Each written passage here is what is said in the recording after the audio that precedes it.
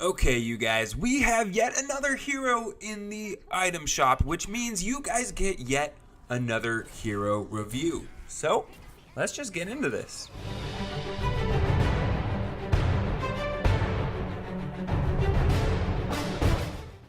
Now, this hero is BOMBSQUAD KLYE. You can get him in the store for 2,800 gold, and I just got him, so we're gonna level him up and see how he works.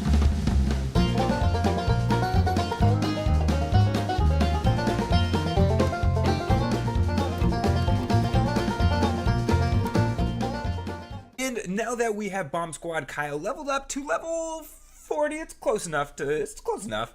We can go through his abilities, perks, and talk a little bit about how to use him. So, hopping right on into his abilities, he is going to have Decoy, Rosie, and Bull Rush. Now, normally, I am not the biggest user of abilities on constructors, not as much as I probably should be, but I found with BOMBSQUAD KLYE, this was actually some great abilities to have. The Decoy is fantastic because typically with this character, you're going to want to be fighting up close.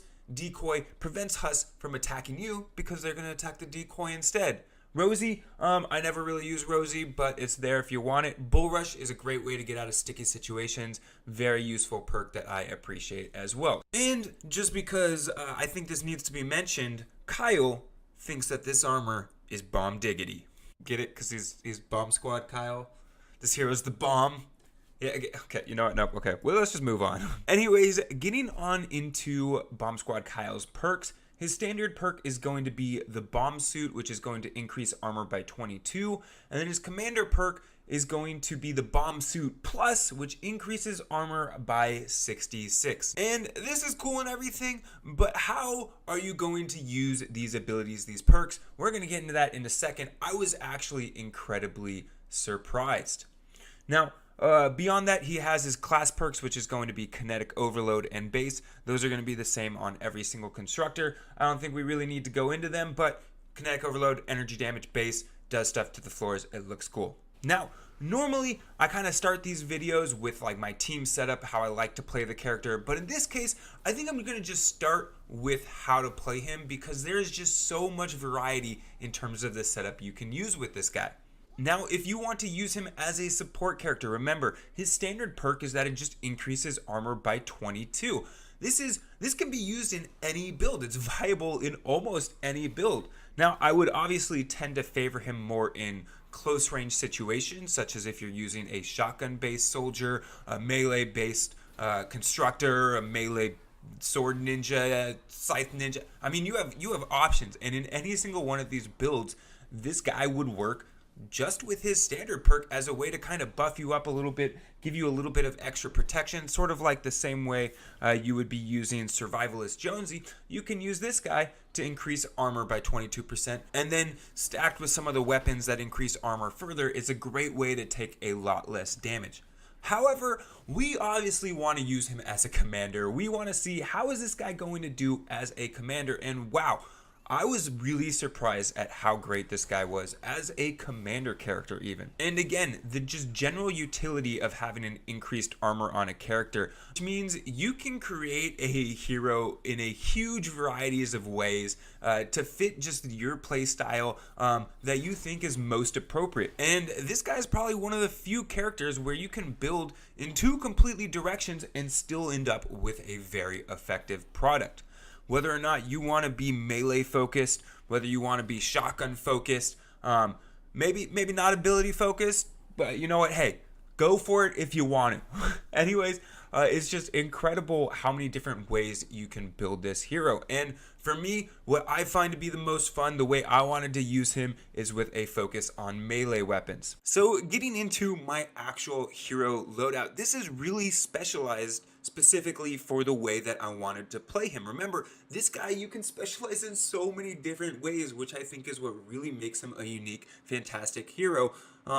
Wow, his arm's kind of going through the other one there. Don't worry about that. Maybe you want to get that checked out, bro. Anyways, we're getting distracted, but obviously we're going to be using BOMBSQUAD Kyle as our commander because, well, that's the point of this video. We're trying to use him and design a team around him. Now, I am using bioenergy source as my team perk. Again, this is specifically because I am using the Walloper, and I am going to be using the heavy attack on the Walloper all the time. I'm going to be using a lot of energy, stuff like that, and why not recover shield with that? Obviously, if I was using something different, something great that you could go with would be something like Preemptive Strike. That would be another great team perk to use, but I decided to go with Bioenergy Source, again, because I'm using the heavy attack so much.